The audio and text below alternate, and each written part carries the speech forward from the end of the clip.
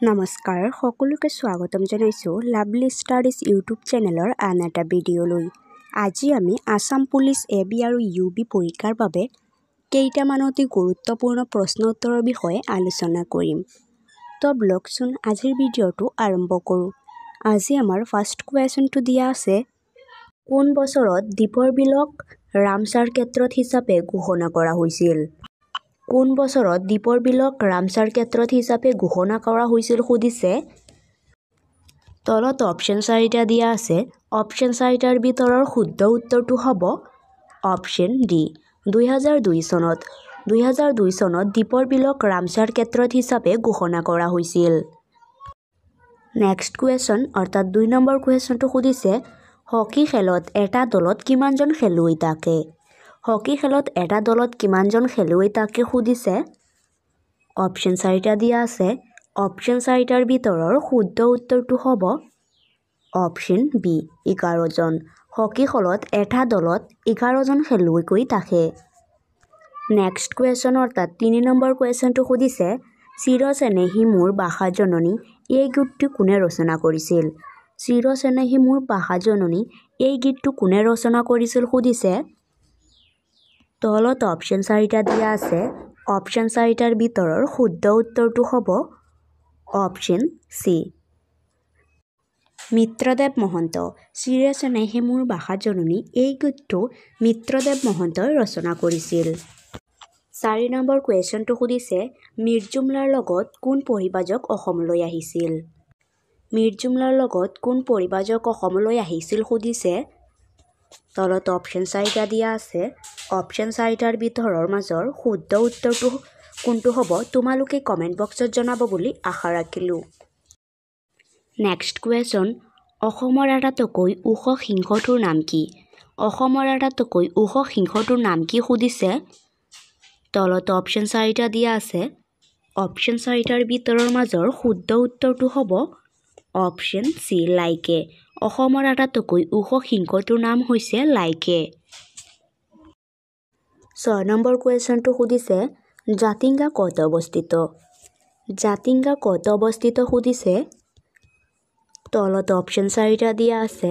Option 4টাৰ মাজৰ শুদ্ধ উত্তৰটো হ'ব অপশ্যন এ ডিমা হাছাও। জাতিংগা ডিমা হাছাওত অৱস্থিত। নেক্সট কুৱেশ্যন অৰ্থাৎ 7 নম্বৰ কুৱেশ্যনটো সুধিছে, অসম বিশ্ববিদ্যালয় ক'ত অৱস্থিত? অসম বিশ্ববিদ্যালয় ক'ত অৱস্থিত সুধিছে। তলত অপশ্যন 4টা দিয়া আছে। অপশ্যন 4টাৰ ভিতৰৰ শুদ্ধ উত্তৰটো হ'ব অপশ্যন বি শিলচৰ। অসম বিশ্ববিদ্যালয় শিলচৰত অৱস্থিত। নেক্সট কুৱেশ্যন অৰ্থাৎ 8 নম্বৰ কুৱেশ্যনটো সুধিছে, ৰামায়ণৰ প্ৰথম অসমীয়া বাঙনি কোন? ৰামায়ণৰ প্ৰথম অসমীয়া বাঙনি কোন সুধিছে। তলত অপশ্যন 4টা দিয়া আছে। অপশ্যন 4টাৰ ভিতৰৰ শুদ্ধ উত্তৰটো হ'ব অপশ্যন এ মাধৱ কন্দলী। ৰামায়ণৰ প্ৰথম অসমীয়া বাঙনি হৈছে মাধৱ কন্দলী। নেক্সট কুৱেশ্যন, উপন্যাস সম্ৰাট বুলি কোনজন ব্যক্তিক কোৱা হয়? উপন্যাস সম্ৰাট বুলি কোনজন ব্যক্তিক কোৱা হয় সুধিছে।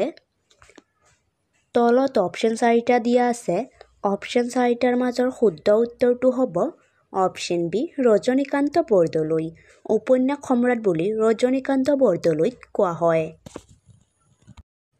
নেক্সট কুৱেশ্যন অৰ্থাৎ 10 নম্বৰ কুৱেশ্যনটো সুধিছে, সপ্ততীৰ্থ বুলি কোন ঠাইক কোৱা হয়? সপ্ততীৰ্থ বুলি কোন ঠাইক কোৱা হয় সুধিছে। তলত অপশ্যন 4টা দিয়া আছে। অপশ্যন 4টাৰ মাজৰ শুদ্ধ উত্তৰটো হ'ব অপশ্যন ডি তেজপুৰ। সপ্ততীৰ্থ বুলি তেজপুৰ ঠাইক কোৱা হয়। নেক্সট কুৱেশ্যনটো সুধিছে, পদ্মশ্ৰী সন্মান লাভ কৰা প্ৰথম অসমীয়া মহিলা কোন? পদ্মশ্ৰী সন্মান লাভ কৰা প্ৰথম অসমীয়া মহিলা কোন সুধিছে। তলত অপশ্যন 4টা দিয়া আছে। অপশ্যন 4টাৰ মাজৰ শুদ্ধ উত্তৰটো হ'ব অপশ্যন এ নলিনীবালা দেৱী। পদ্মশ্ৰী সন্মান লাভ কৰা প্ৰথম অসমীয়া মহিলা আছিল নলিনীবালা দেৱী।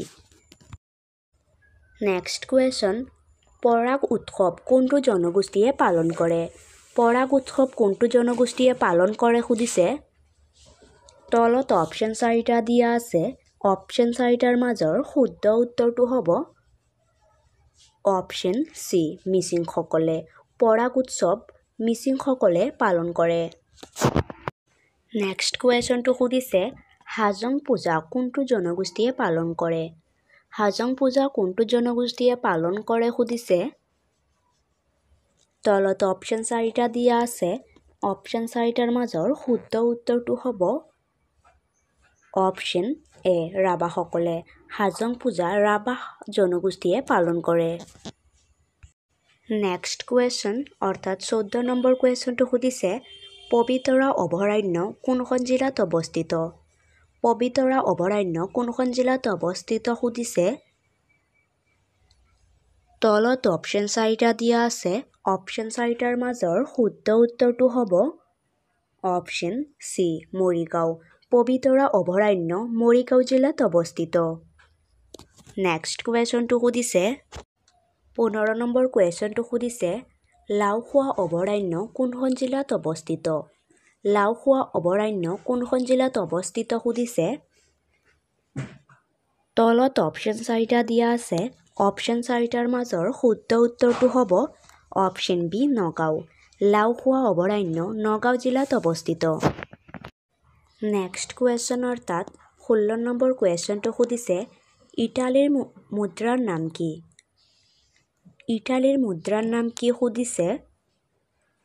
তলত অপশ্যন 4টা দিয়া আছে। অপশ্যন 4টাৰ মাজৰ শুদ্ধ উত্তৰটো হ'ব অপশ্যন এ ইউৰো। ইটালীৰ মুদ্ৰাৰ নাম হৈছে ইউৰো। নেক্সট কুৱেশ্যনটো সুধিছে 17 নম্বৰ কুৱেশ্যন বাস্কেটবল খেলত প্ৰতিটো দলত কেইজনকৈ খেলুৱৈ থাকে? বাস্কেটবল খেলত প্ৰতিটো দলত কেইজনকৈ খেলুৱৈ থাকে সুধিছে। তলত অপশ্যন 4টা দিয়া আছে। অপশ্যন 4টাৰ মাজৰ শুদ্ধ উত্তৰটো হ'ব অপশ্যন চি 5জন। বাস্কেটবল খেলত প্ৰতিটো দলত 5জনকৈ খেলুৱৈ থাকে। নেক্সট কুৱেশ্যন অৰ্থাৎ 18 নম্বৰ কুৱেশ্যনটো সুধিছে খো-খো খেলত কেইজনকৈ খেলুৱৈ থাকে? খো-খো খেলত কেইজনকৈ খেলুৱৈ থাকে সুধিছে। তলত অপশ্যন 4টা দিয়া আছে। অপশ্যন 4টাৰ মাজৰ শুদ্ধ উত্তৰটো হ'ব অপশ্যন বি 9জন। খো-খো খেলত 9জনকৈ খেলুৱৈ থাকে।